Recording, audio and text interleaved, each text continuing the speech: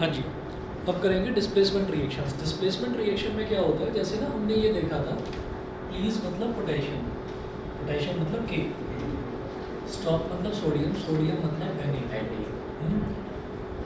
Colic यानी कि calcium, magnesium, aluminium, carbon, zinc, है ना, आयरन मतलब Fe, फिर ट्राई मतलब टिन मतलब एसन, एसन, और फिर try learning, try learning, learning मतलब लेड, यानी कि लेड, हाइड्रोजन, कॉपर, सिल्वर, अब ये अच्छा अब इसमें देखिएगा कि तो अब जो है ना, अब हमने यहाँ पर एक एरो लगाया था, ये है डिक्रीजिंग रिएक्टिविटी का। हाँ जी, अच्छा कल का मैं आपको ना लगभग 1-1.5 घंटे बाद बताऊंगा, क्लास खत्म होने के 1-1.5 घंटे बाद बताऊंगा।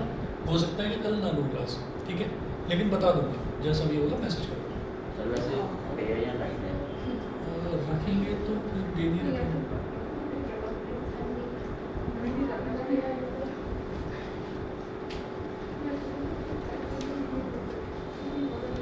सबसे ज़्यादा एग्जाम्पल वो पर आता है।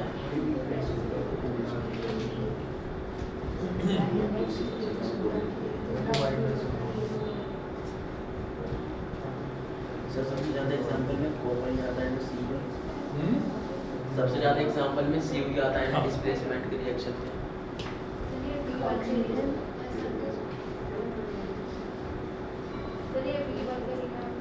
दोबारा बोलो।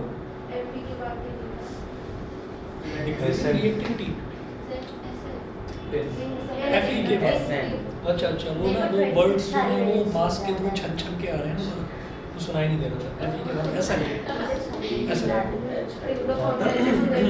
ऐसा टिन का सिंबल होता है। अच्छा जी, अब इसमें क्या होता है कि अगर हम देखते हैं कि कोई भी हमारे पास एक एलिमेंट होगा और कोई एक कंपाउंड होगा, तो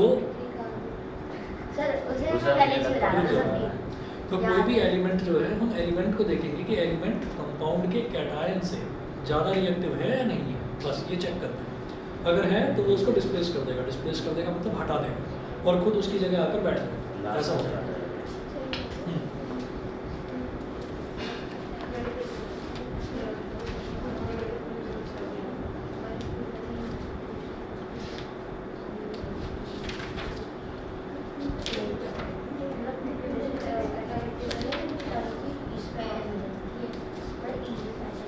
तो डिस्प्लेसमेंट रिएक्शंस हैं, डिस्प्लेसमेंट रिएक्शन में, हाँ जी,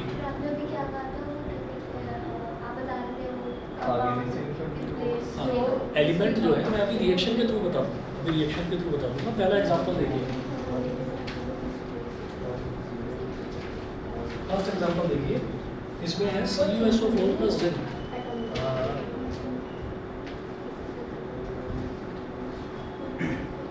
CuSO4 प्लस जिंक,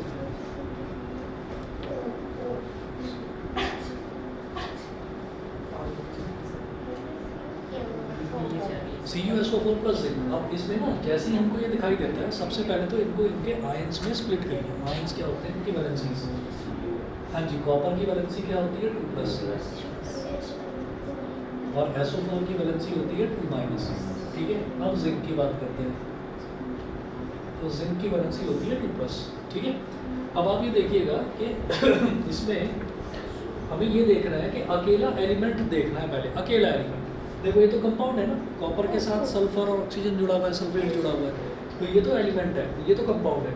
अकेला एलिमेंट देखना है जिंक, अकेला एलिमेंट दूसरे कंपाउंड के कैटायन से ज़्यादा रिएक्टिव है, ये देखना है। देखो अब क्या होता है कि जो रिएक्टिविटी सीरीज में ज़्यादा ऊपर है वो ज़्यादा रिएक्टिव है, जो नीचे है वो कम रिएक्टिव है। तो जिंक तो यहाँ आ रहा है और कॉपर कहाँ आ रहा है, यहाँ आ रहा है, मतलब कैटायन से कैटायन को कंपेयर करना है।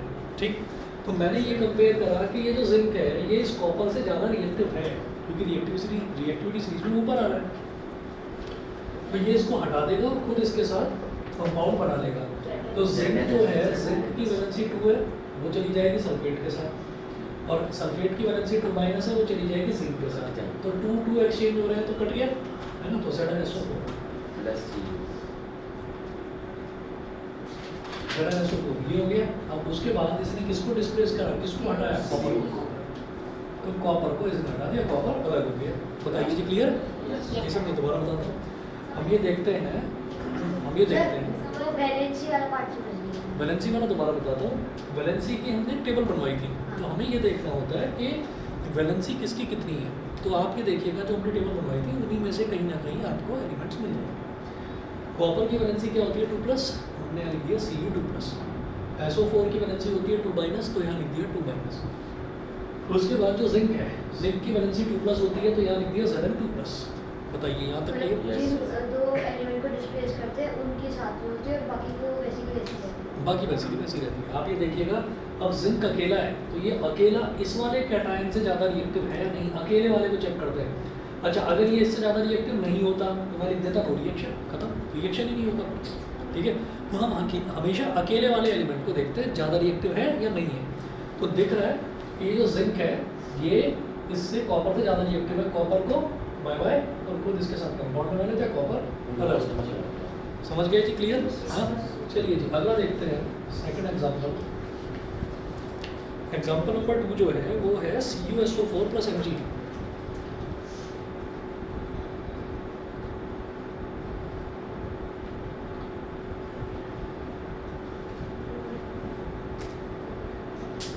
तो Cu2+, SO4 2- और Mg2+, ये हो गया। तो क्या होगा, अगेन ये मैग्नीशियम है और ये कॉपर है, जरा चेक करो। मैग्नीशियम, मुझे तो अकेला एलिमेंट देखना है, मैग्नीशियम यहाँ पर है ना, और कॉपर कितनी नीचे है, तो मैग्नीशियम तो बहुत ऊपर है। अकेला एलिमेंट मैग्नीशियम जो है बहुत ऊपर है, कॉपर को डिस्प्लेस कर देगा। तो इसने कॉपर को डिस्प्लेस करा तो क्या बन गया, MgSO4 + Cu। थर्ड देखिएगा, वो भी हट जाएगी। हाँ जी, थर्ड में है CuSO4 + Fe।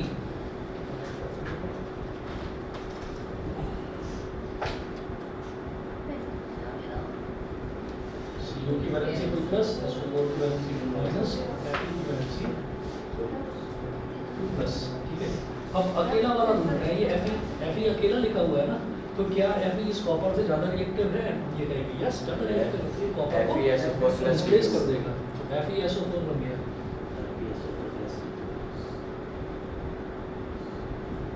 बस फोर्थ,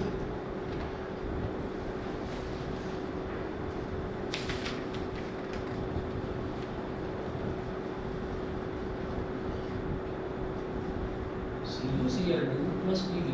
होता क्या है, कॉपर की वैलेंसी 2+, Cl की वैलेंसी 1-, Pb की वैलेंसी 2+। तो अब आप ये देखिएगा कि अकेला एलिमेंट चेक करना है। अकेला एलिमेंट कौन सा, Pb। इसको कंपेयर करना है इस वाले एनायन के साथ, है ना। तो ये इससे ज़्यादा रिएक्टिव है या नहीं, बस ये देख लो। तो Pb कहाँ पर है, यहाँ, और कॉपर यहाँ पर है, तो ये ज़्यादा रिएक्टिव है, ये भी कॉपर को डिस्प्लेस कर देगा। PbCl2 + PbCl2 + C। कैसे बना PbCl2? सर क्योंकि Pb की वैलेंसी 2 है और Cl की वैलेंसी 1 है, तो ये Cl तो चला जाएगा Pb के साथ, Pb1 वो लिखने की जरूरत नहीं होती, और ये 2 आ जाएगा Cl। तो सर, PbCl2 जो आपको नीचे लिख रहे हो इतना कंपल्सरी है। ना, ये आपको समझाने के लिए लिखा।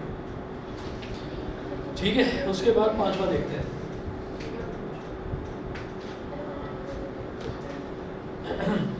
पांचवा है AgNO3 + Cu।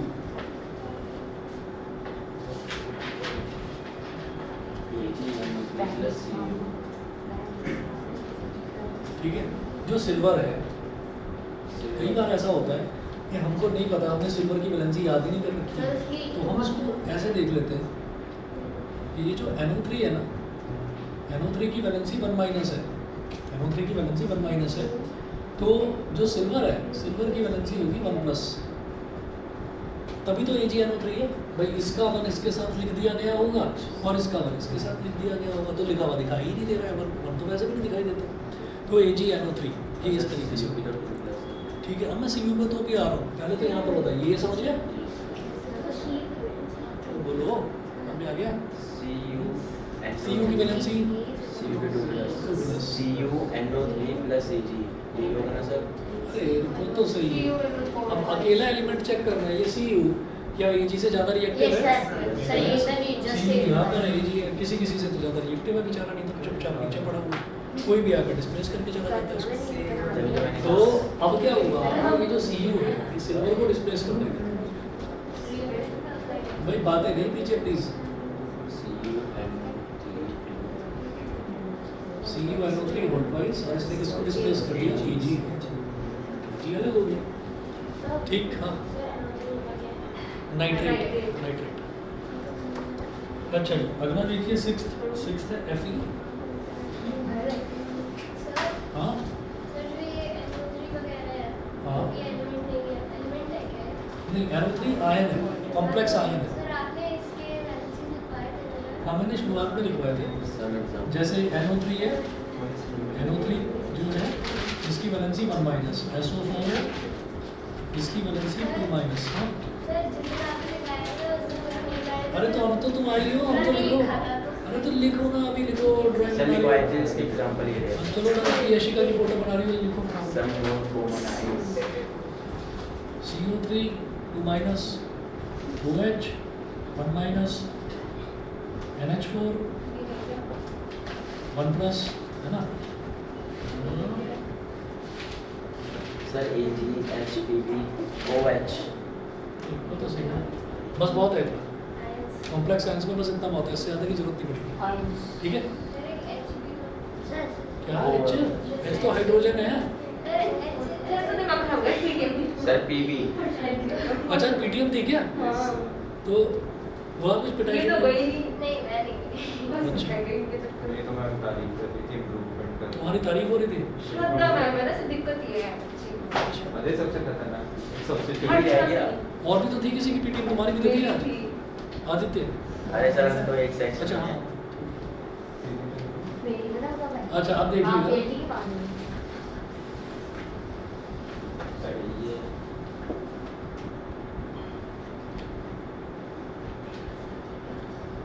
अब देखिएगा ये फिर देखेंगे अकेला एलिमेंट कौन सा, आयरन। क्या आयरन हाइड्रोजन से ज़्यादा रिएक्टिव है? हम ये कहेंगे यस, आयरन यहाँ पर है, हाइड्रोजन यहाँ पर, तो आयरन हाइड्रोजन से ज़्यादा रिएक्टिव है, तो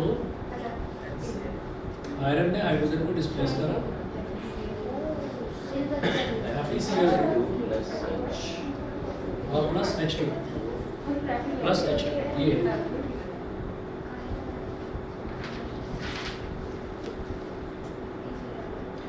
एग्जाम्पल 7 में Mg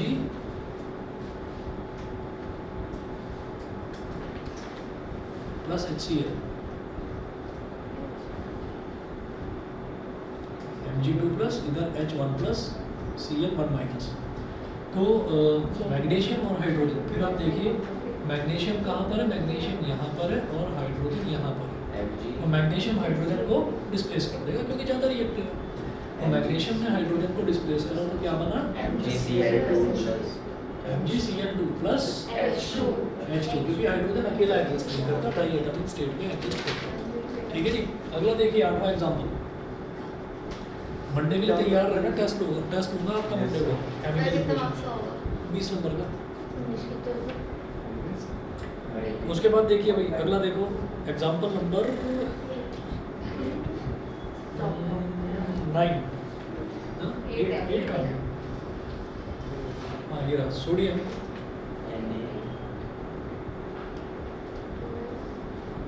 H2O, सोडियम की वैलेंसी बोलो 1 plus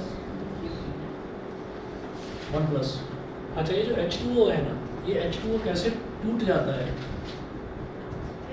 H1 plus OH1 minus, क्यों? जैसे H2O है तो H2O को हम लिख सकते हैं कैसे? HOH करके। HOH का मतलब क्या है कि इधर हाइड्रोजन के 2 एटम्स हैं, है ना? हाइड्रोजन के 2 एटम्स हैं, H2 और ऑक्सीजन का सिंगल एटम, तो H2O को हम HOH करके लिख देते हैं डिस्प्लेसमेंट रिएक्शन। किसी भी रिएक्शन को देखते ही हमको कैसे पता चलता है कि वो डिस्प्लेसमेंट है? कि उसमें एक कंपाउंड मिलेगा और एक एलिमेंट मिलेगा। डिस्प्लेसमेंट रिएक्शन में हमेशा ये होगा कि एक कंपाउंड और एक एलिमेंट। आपसे कभी भी ये कहा नहीं जाएगा कि ये वाली जो डिस्प्लेसमेंट रिएक्शन है इसको कंप्लीट करके दिखाओ, नहीं, बस ये बोलेंगे कंप्लीट द फॉलोइंग रिएक्शंस। अब आपको खुद ही देखना है कि वो कॉम्बिनेशन है, डिकम्पोजिशन है, डिस्प्लेसमेंट है, डबल डिस्प्लेसमेंट है। कॉम्बिनेशन का कैसे पता चलेगा कि दो एलिमेंट्स जुड़ रहे होंगे, दो एलिमेंट्स जुड़ रहे होंगे तो वो आपका कॉम्बिनेशन रिएक्शन हो जाएगा। डिकम्पोजिशन का कैसे पता चलेगा कि एरो से पहले बस एक ही कंपाउंड लिखा हुआ होगा, दूसरा में तोड़ना है, वो टूटेगा। अच्छा, और कोई नए और अनोखे एग्जांपल्स नहीं आएंगे, जो आपको 8-8 10-10 एग्जांपल्स हर एक में लिखवा रहा हूँ, यही एग्जांपल्स कर लीजिए, बस बहुत है। आपके सिलेबस की यही चीज़ है, बहुत ज़्यादा करने की ज़रूरत नहीं है। उसके बाद देखिएगा कि जैसे आपको दिखाई दिया कि एक कंपाउंड है और एक कंपाउंड के साथ में एक एलिमेंट है, एक कंपाउंड और एक एलिमेंट, तो फिर मतलब वो जो है वो आपका ये डिस्प्लेसमेंट रिएक्शन ही होगा जिसमें एक एलिमेंट हो और एक कंपाउंड हो। हाँ आ रहा हूँ मैं अभी, नहीं ऐसे नहीं होगा। आप ये देखिए, अब सोडियम जो है, ये सोडियम हो गया कैटायन और इधर हाइड्रोजन हो गया कैटायन। क्या सोडियम हाइड्रोजन से ज़्यादा रिएक्टिव है? ये कहेंगे यस, हाइड्रोजन यहाँ पर है और सोडियम कहाँ पर है, तो वो तो उसको डिस्प्लेस कर ही देगा। तो सोडियम ने हाइड्रोजन को डिस्प्लेस करा और OH के साथ कुछ जुड़ गया, तो क्या बनेगा,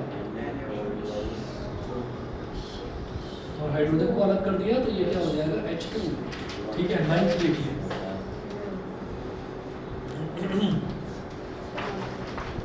नाइन्थ है CuO + Mg।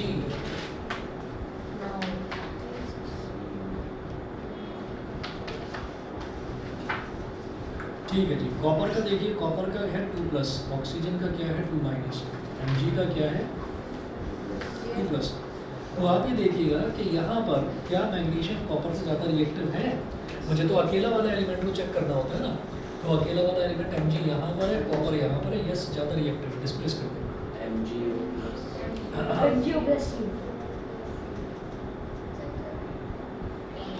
बोलो भाई, समझ गए? चलिए जी, 10वां एग्जाम्पल बोलो। जो कंपाउंड होगा वो एक्वस सॉल्यूशन होगा हमेशा, ज़्यादातर केसेस में एक्वस ही होता है। मतलब ये है कि वो पानी में डिजॉल्व होता है ना, एक ही लिख देते हैं उसके बराबर। अरे पूछ रहे तो पूछ रहे, ये बुलिंग है बस, क्या बोलूं। और रिएक्टेंट्स वाली साइड में भी एक्वस। हाँ, अब आप देखिएगा कि Fe2O3 अगला एग्जाम्पल है।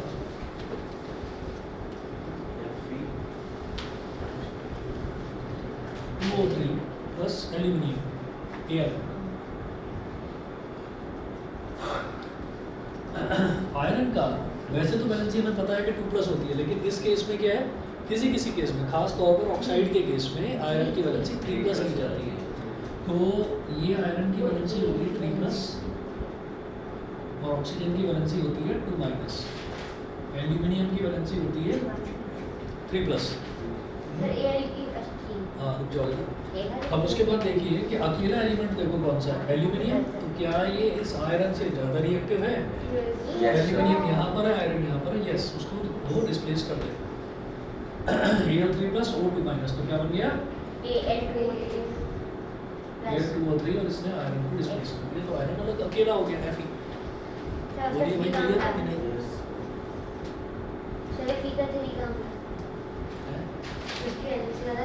बेटा वैलेंसी थोड़ी लिखते हैं, तो कहाँ पर लिख रहे हैं वैलेंसी, ऑलरेडी बैलेंस है यार, है ना। चलिए जी, अब आगे चलते हैं, एक और देखते हैं।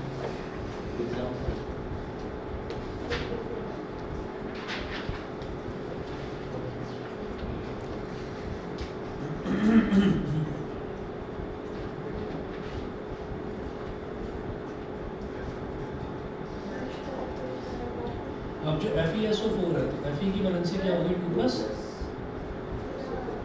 और SO4 की वैलेंसी होगी 2-, कॉपर की वैलेंसी होगी 2+। तो अब आप ये देखिएगा कि कॉपर जो अकेला एलिमेंट है, क्या वो आयरन से ज़्यादा रिएक्टिव है? भाई Fe तो यहाँ पर है, कॉपर नीचे है, तो कॉपर तो आयरन को नीचे वाला तो ऊपर वाले को डिस्प्लेस नहीं करेगा। ना, हर बार चेंज नहीं हो रही, सिर्फ Fe की वैलेंसी यहाँ पर चेंज हो रही है, सिर्फ Fe2O3। तो ये आपको याद रखना है, आपको बस ये याद रखना है कि Fe की वैलेंसी जो है वो 2+ होती है और 3+ होती है। तो जब भी कभी आयरन का ऑक्साइड बनेगा ना तो वहाँ पर Fe की 3+ वाली वैलेंसी ली जाएगी, वहाँ 2+ वाली नहीं ली जाएगी। समझ गए? ठीक है, इसका क्या होगा आउटपुट? होएगा ही नहीं। रिएक्शन, क्योंकि वो डिस्प्लेस ही नहीं कर पा रहा उसको। ठीक है भाई, पहले से समझ गए ही पीछे? हाँ ठीक है,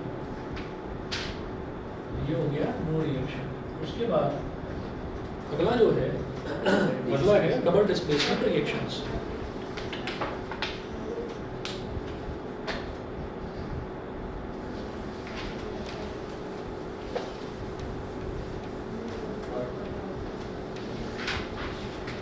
सर जरा सा हम कल अगर बुलाओगे तो कौन उसकी कौन सी उसकी क्लास लोगे? अरे मैं बता तो रहा हूँ 90% कल का ऑफ ही है।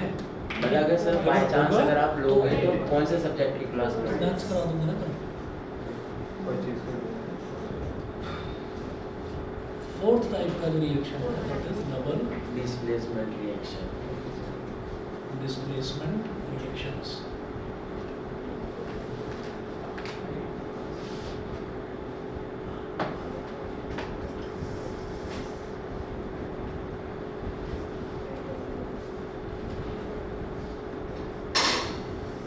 Double displacement reactions.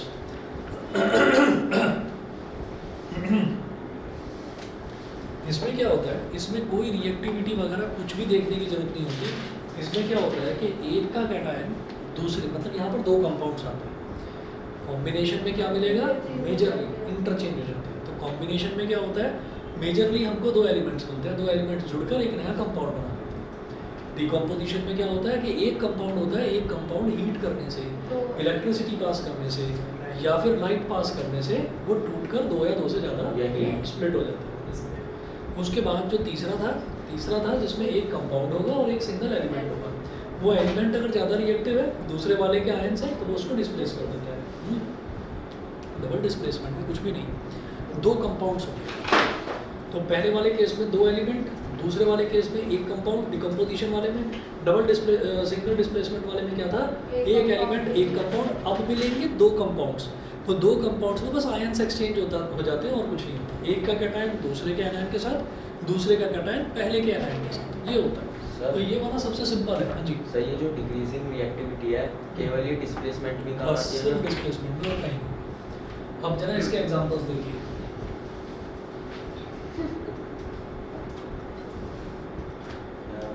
First example AgNO3 plus NaCl।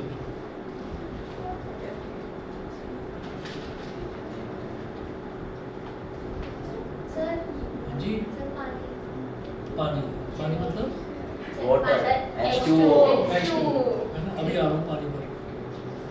अभी H2O भी आएगा। हाँ, अब जरा देखिए, Ag की वैलेंसी होती है 1+, NO3 की वैलेंसी होती है 1-, Na की वैलेंसी होती है 1+, Cl की वैलेंसी होती है 1-। तो Ag जो है ये Cl के साथ जुड़ जाएगा, मतलब इसका कैटायन इसके एनायन के साथ और इसका कैटायन इसके एनायन। AgCl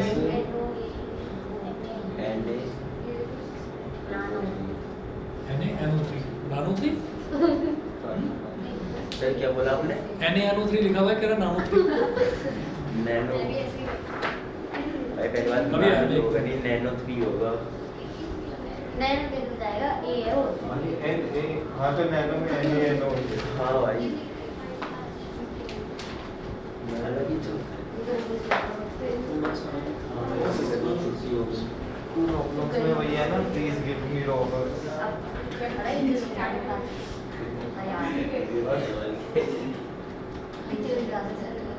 अब मैं भी कितने से? 3,000 रुपये आएंगे। 89 रुपीज 3,000 आएंगे। 89 रुपीज में 80 रॉबर सही हो जाएगा। पता नहीं आईडी पास ले लो। हाँ बस यही है। और एक QR दे दो, उसमें ना अपने फोन से ना मम्मी के से पेटीएम में स्कैन कर दियो ना, बट हो सकता है कि हाफ डे से उसके बाद वहाँ अमाउंट डाल दो 3,000। पेटीएम उसी दिन गूगल पे से स्कैन कर दो, किसी भी यूपीआई उसमें अमाउंट डाल दो। अबे यूपीआई पिन डाल, केवल न्यूज़ चलने या वाला है। किसी यूपीआई को माइनर आ ट्रेनिंग नहीं चल रहा है, जो बोला या ट्रेनिंग नहीं चल रहा है। किसी का आरक्षण का लास्ट डिसीजन मैं खुद फैमिली यूज करता हूँ, ये लिमिट लगी हुई है 5 से 8 जो खुद अच्छी है। जो मतलब काला तिलक लगा अगर काला तिलक लगा हम उन्होंने बताया था कि शायद से हो सकता है पड़े। अभी सेविंग्स ऑनलाइन ही रहते हैं, कैसे लगा कैश में मैं इधर भी होगा ही है। वो मिल गया ना भाई देखना होगा। ये देखो वॉलेट पे दी है। एक टाइम मेरा आपको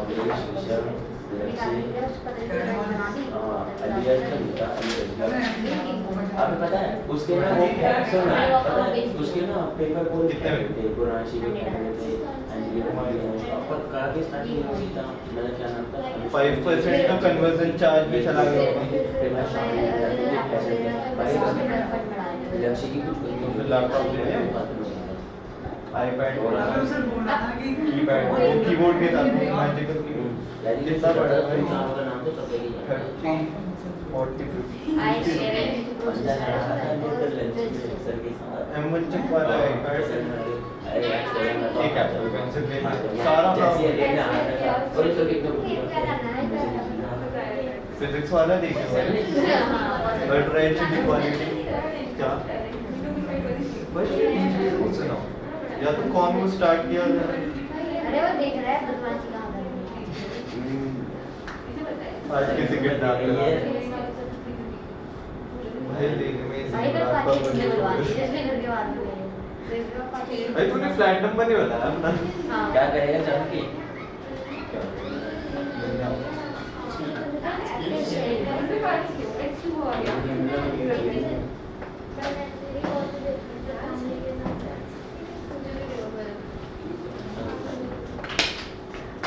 मुझे भी देखना पड़ेगा उसके बाद तो डबल डिस्प्लेसमेंट में दो कंपाउंड होते हैं जी वैसे कैसे लोग दो कंपाउंड प्लस वो क्या हो गया कंटेंट क्रैप पैड अरे आशा को कुछ बोल रहा था मैंने मार्किंग करा था तभी एक आया ना सिचुएशन चलिए जी सेकंड देखिएगा एग्जांपल खींच के इसका सेकंड एग्जांपल देखिए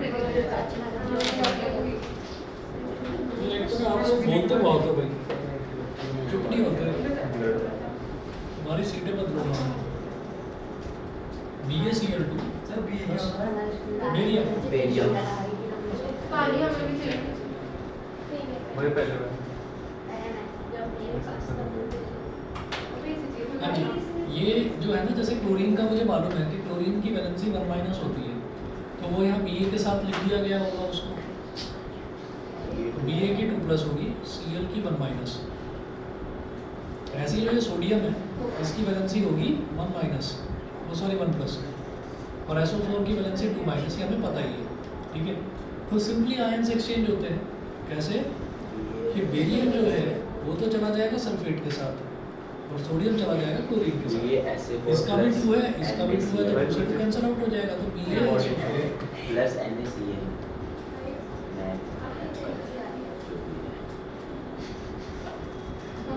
थर्ड देखिए थर्ड है BaCl2 + CuSO4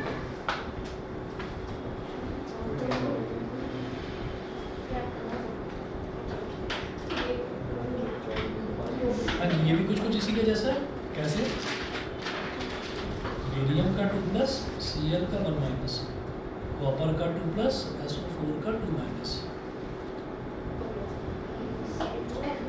Ba चला जाएगा SO4 के साथ तो क्या बन गया BaSO4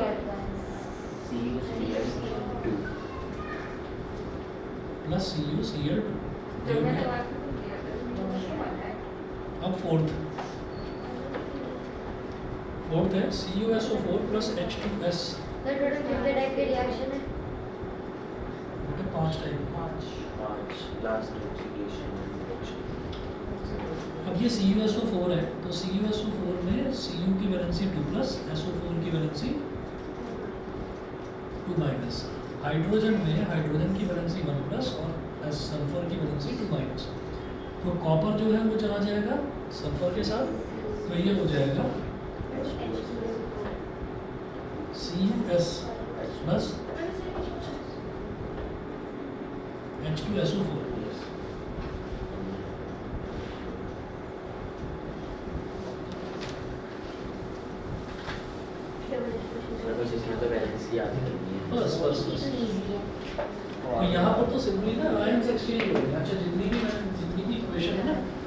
बैलेंस जरूर करनी है, अभी बैलेंस ठीक है। बैलेंस अपने आप करिएगा, लिख लेना वहाँ पर, लेकिन बैलेंस भी करना है। बैलेंस के भी मार्क्स होते हैं। अगला देखिए पांचवा,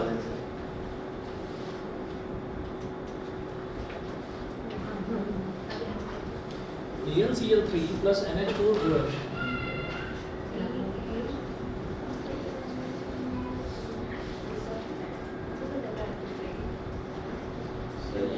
AlCl3 plus NH4OH। हाँ जी, जो Al है एल्यूमिनियम, इसकी वैलेंसी 3 प्लस, क्लोरीन की वैलेंसी 1 माइनस, NH4 एक आयन होता है अमोनियम। अरे चुप हो जाओ, हाँ सो जाओ।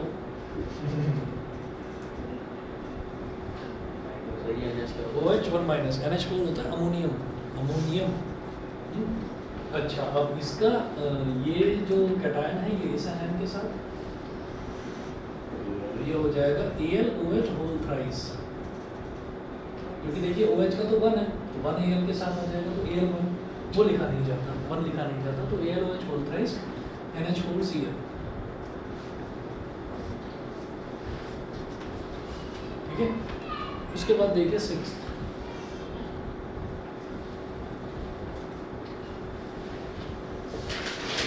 PbNO3 whole thrice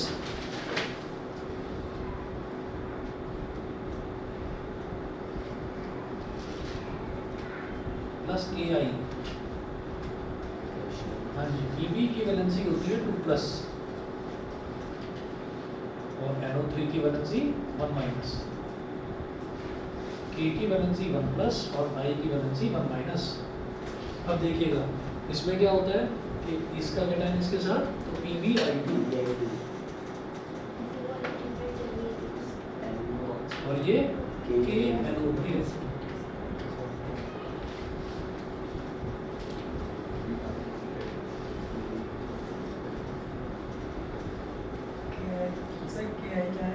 potassium iodide, भाई के तो पोटेशियम हो गया, और आई आयोडीन के लिए होता है, तो जब वो जुड़ जाता है तो वो आयोडाइड बन जाता है। वैसे इसका I जैसे S फॉर सल्फर, और S जब जुड़ जाता है तो वो हाइड्रोजन सल्फाइड बन जाता है। जैसे H2S में हमने देखा था,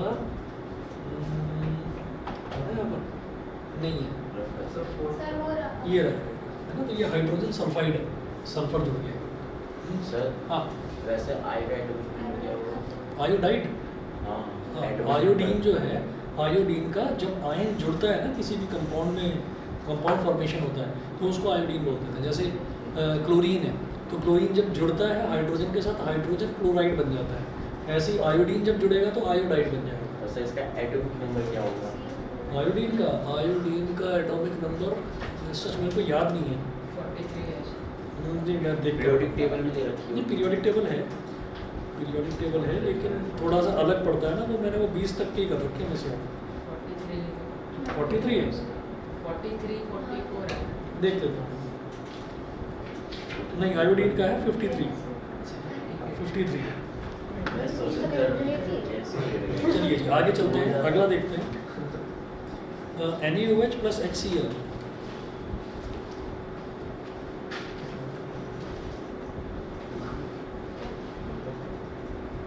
हाँ जी, तो सोडियम का 1 प्लस, OH का 1 माइनस, H का 1 प्लस, Cl का 1 माइनस। तो Na जो है वो Cl के साथ चला जाता है, तो NaCl और प्लस HOH, HOH मतलब H2O, ठीक है। हाँ जी, सर अगर हमने H2O की बोला HOH लिखते हैं वहाँ पे ठीक है। सर मैंने HOH लिख दिया था। क्या कह रहे हो? समर ब्रेक 29 से चालू हो रहा है, तो उसका भी क्लासेस सुबह भी और शाम भी। हाँ कर सकते हो तुम, मतलब वैसे तो आपकी क्लास 8 से 9 ही है, लेकिन अगर लगता है कि भाई मैं 2 टाइम आना चाहता हूँ 2 टाइम आना। 3:30 से 4:30 वो है 6 बजे होता है। ठीक है ना, तो हो सके तो दूसरे वाले बैच में क्या पढ़ेंगे? दूसरे वाले बैच में अभी रिफ्रैक्शन 10-15 मिनट का ही रह रहा है, बस ऑलमोस्ट कंप्लीट हो गया। हाँ सर, आप कुछ कह रहे थे, हो सके तो खुद से आना, हो सके तो खुद से आना। तुमको एक बार मम्मी लेने आती है, फिर छोड़ने जाती है, फिर लेने, फिर छोड़ने, तो 4 बार चक्कर लग जाएंगे। बाहर चला के निकाल नहीं, साइकिल भी तो चला सकते हो, लगेगी। नहीं चलाओगे? यार है ही नहीं। मेरी साइकिल है नहीं, स्कूटी चलाना खतरनाक है क्योंकि अभी तो लाइसेंस पैर भी नहीं। एज भी नहीं है। ये देखो ये और आगे बढ़ के मेरा पैर भी नहीं आता। सर चलाना आती है, मेरे को चलाता है। चलिए अब अगला देखते हैं ऑक्सीडेशन रिडक्शन रिएक्शंस। अपने साथ हाँ उसमें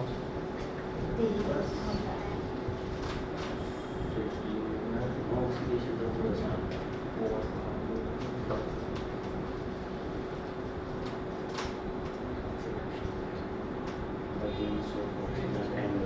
ऑक्सीडेशन एंड रिडक्शन रिएक्शंस। हाँ ऑक्सीडेशन में ऑक्सीडेशन की डेफिनेशन क्या होती है? Against of oxygen and use of hydrogen is called oxidation.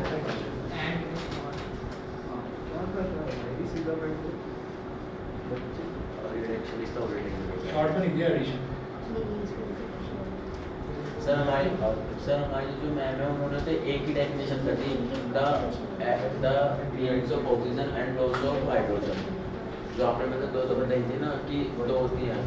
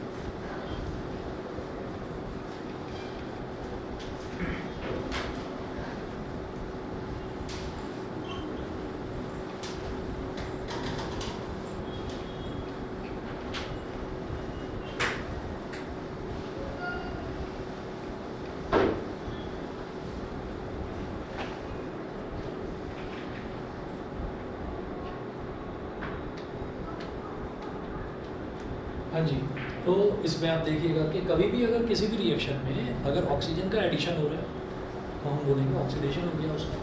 अगर हाइड्रोजन का रिमूवल हो रहा है तो भी हम बोलेंगे कि ऑक्सीडेशन हो गया। ऐसे ही रिडक्शन ऑक्सीडेशन का जस्ट उल्टा आप देखिएगा कि एडिशन ऑफ हाइड्रोजन हो रहा है तो रिडक्शन कहलाएगा, या फिर रिमूवल ऑफ ऑक्सीजन हो रहा है तो भी रिडक्शन कहलाएगा। ठीक है, चलिए जी अब इसके एग्जाम्पल देखते हैं। पहला एग्जाम्पल तो ऑक्सीडाइजिंग एजेंट भी बना है। हाँ वो भी ऑक्सीडाइजिंग एजेंट को भी oxidising agent CuO plus H2।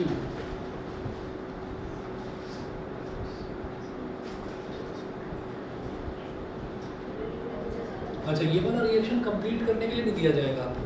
ठीक है, ये वाला जो रिएक्शन है ये वाला रिएक्शन आपको ऐसे ही दे दिया। अब ऐसे ही अगर देख रहे हैं तो कौन सा रिएक्शन है ये?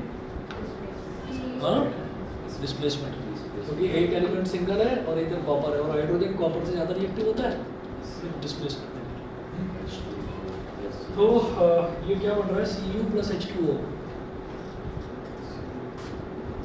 तो इसमें ये पूछा जाएगा कि ऑक्सीडाइज कौन हो रहा है, ऑक्सीडाइजिंग एजेंट कौन सा है, रिड्यूस कौन हो रहा है और रिड्यूसिंग एजेंट कौन सा है, ये पूछा जाएगा।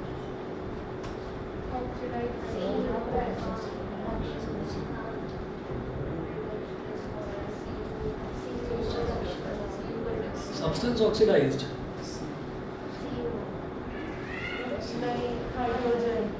हाँ जी। अब आप ये देखिएगा कि ये जो हाइड्रोजन है ना, इस हाइड्रोजन में ऑक्सीजन का एडिशन हो रहा है तो इसका हो गया ऑक्सीडेशन। OX लिख दिया बस। तो ऑक्सीडेशन किसका हो रहा है? हाइड्रोजन का। अच्छा जिसका ऑक्सीडेशन होता है ना वो अपने आप में क्या होता है? रिड्यूसिंग एजेंट होता है। ठीक है, तो रिड्यूसिंग एजेंट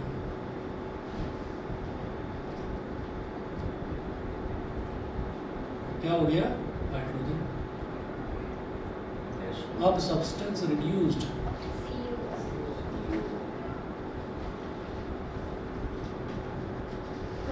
तो हमें दिखाई दे रहा है कि CuO है, CuO में से ऑक्सीजन का रिमूवल हो रहा है। ऑक्सीजन का removal is called reduction. Sir ये तो डिस्प्लेसमेंट रिएक्शन हो गया। अरे हाँ वो तो हो ही गई, लेकिन रेडॉक्स भी तो है ना, रेडॉक्स भी तो है। तो सब्सटेंस रिड्यूस्ड ये, और इसी तरीके से जो रिड्यूस होता है वो ऑक्सीडाइजिंग एजेंट होता है।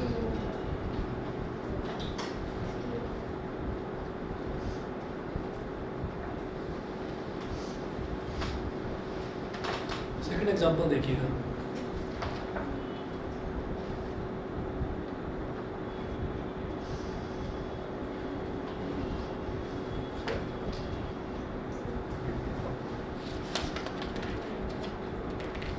H2S plus Cl2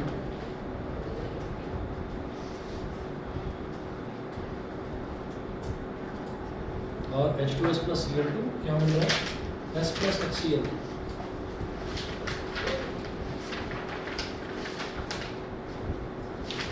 यहाँ पर देखिए हाइड्रोजन सल्फाइड है और इधर सिर्फ सल्फर रह गया, यानी कि इसमें से हाइड्रोजन गायब हो गया। हाइड्रोजन का रिमूवल इज कॉल्ड ऑक्सीडेशन, इसका ऑक्सीडेशन हो गया। इधर क्लोरीन था, इधर हाइड्रोजन जुड़ गया, दिस इज कॉल्ड रिडक्शन। अब ये सब लिखवाने की जरूरत नहीं, ठीक है। देखिएगा ये ऑक्सीडेशन हो रहा है इसका, तो ये अपने आप में क्या है? Reducing agent. इसका रिडक्शन हो रहा है तो ये अपने आप में क्या है? ऑक्सीडाइजिंग एजेंट, ठीक है। अगला देखिए example.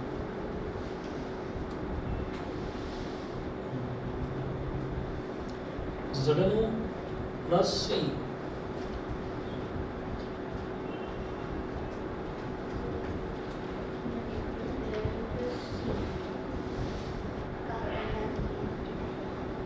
gives Zn plus CO। अब जैसे ZnO है तो इसमें ऑक्सीजन है और यहाँ पर आप देखिए ऑक्सीजन का रिमूवल हो गया। ऑक्सीजन का रिमूवल इज कॉल्ड रिडक्शन, ये ऑक्सीडाइजिंग एजेंट है। हाँ, तो इसमें आउटकम भी दे रहा है, बस ये बताना था सबसे ज्यादा बस किसका रिडक्शन हो रहा है, किसका ऑक्सीडेशन हो रहा बहुत है। easy। और नहीं तो क्या, वैसे ही डर रहे हो तुम केमिकल इक्वेशन रिएक्शन से। सर जब वो कंपाउंड पूरा लिखेंगे आप? हाँ? H2S लिखूंगा, अगर S ऑक्सीडाइज रिड्यूस हो रहा है। आप पूरा लिखेंगे, आप पूरा लिखेंगे, है ना। ऐसे ही अब कार्बन जो है, कार्बन में ऑक्सीजन जुड़ रहा है, तो इसका मतलब कार्बन का क्या हो रहा है? ऑक्सीडेशन। तो इसका मतलब सब्सटेंस ऑक्सीडाइज्ड इज कार्बन, और ये ऑक्सीडेशन हो रहा है इसका, तो यही रिड्यूसिंग एजेंट है। इसका रिडक्शन हो रहा है तो यही ऑक्सीडाइजिंग एजेंट है। क्लियर है? चौथा MnO2 plus HCl।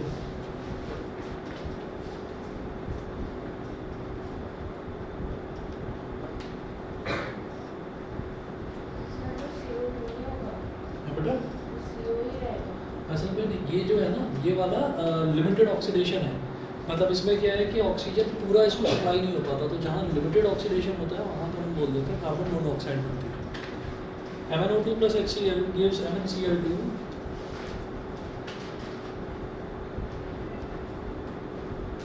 plus Cl2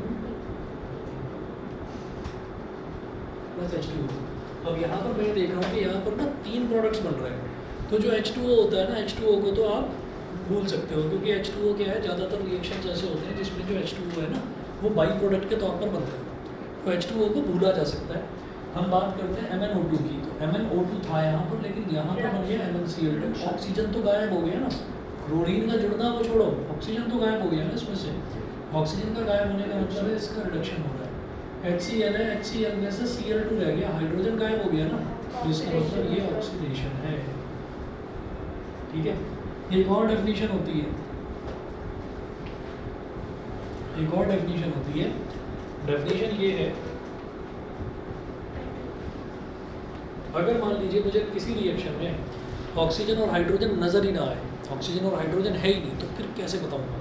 तो हम ये कहते हैं addition of cation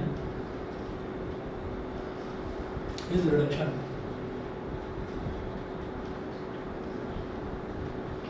addition of cation is reduction. Cation मतलब मेटालिक एलिमेंट को कैटायन बोल देते हैं। जितने भी मेटल्स होते हैं ना वो सब कैटायन ही बनाते हैं। तो मैं बहुत शॉर्ट में लिख रहा हूँ, addition of cation is called reduction, और addition of anion is oxidation. कभी कभी किसी किसी रिएक्शन में हमें हाइड्रोजन और ऑक्सीजन दोनों ही नहीं मिलेंगे, और जो है पेपर में क्वेश्चन आ जाएगा और बच्चे खड़े हो जाएंगे, सर क्वेश्चन गलत है मैम, क्वेश्चन गलत है मैम, कहेंगे चुपचाप बैठ जाओ, ठीक है ना। तो और जिसको आता होगा वो कर ही देगा चुपचाप। सर ऐसे होता है कि सच्ची में गलत क्वेश्चन आ जाता है? कभी कभी, होता है कभी कभी।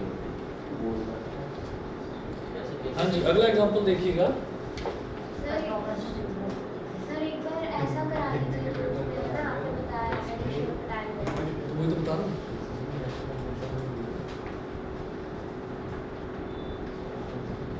देखिए Cu plus O2 gives CuO.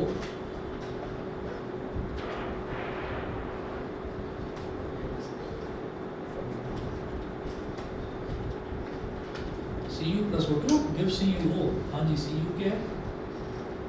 Cu plus है ना, ये है। अब यहाँ पर एक चीज़ तो दिखाई दे रहा है, अच्छा कॉपर में तो ऑक्सीजन जुड़ गया, कॉपर में ऑक्सीजन जुड़ गया, तो इसका मतलब क्या हुआ, ये तो ऑक्सीडेशन हो गया। ऑक्सीजन में क्या जुड़ गया भाई, बताओ। तो फिर रिडक्शन तो नहीं कह सकते उसको रिडक्शन तो नहीं कह सकते ना। क्या तो ऑक्सीजन में से ऑक्सीजन का रिमूवल हो जाए, नहीं हो रहा, या फिर उसमें ऑक्सीजन, ये क्या कहते हैं, ऑक्सीजन का रिमूवल हो जाए तो हाइड्रोजन कराएगा, या हाइड्रोजन जुड़ जाए, कुछ भी नहीं है। तो हम ये कहेंगे ये जो कॉपर है ना, इसको क्या बोलेंगे, ऑक्सीडेशन। काय को, क्योंकि इसमें क्या जुड़ रहा है, इसमें जुड़ रहा है एनायन। तो एनायन का मतलब क्या है, ऑक्सीडेशन। अच्छा, इसका क्या हो रहा है, इसका हो रहा है रिडक्शन, क्योंकि इसमें क्या जुड़ रहा है, कैटायन। समझ गए। तो जिसका ऑक्सीडेशन हो रहा है ये रिड्यूसिंग एजेंट है, इसका रिडक्शन हो रहा है यही ऑक्सीडाइजिंग एजेंट है। समझ गए। बस जी। और जो है कोरोजन और रेंसिडिटी अपने आप करना, ठीक है। और मंडे को टेस्ट देना। अगर कल क्लास हुई तो दोपहर में 12-1 बजे के आसपास रखूँगा, नहीं तो छुट्टी सर रखूँगा, 12 घंटे तो मेरे 10 ठीक है, नहीं तो छुट्टी रखूँगा। यस यस, ठीक है भाई, समझ गए ना। हाँ सर टेस्ट में तो आप बोल दो।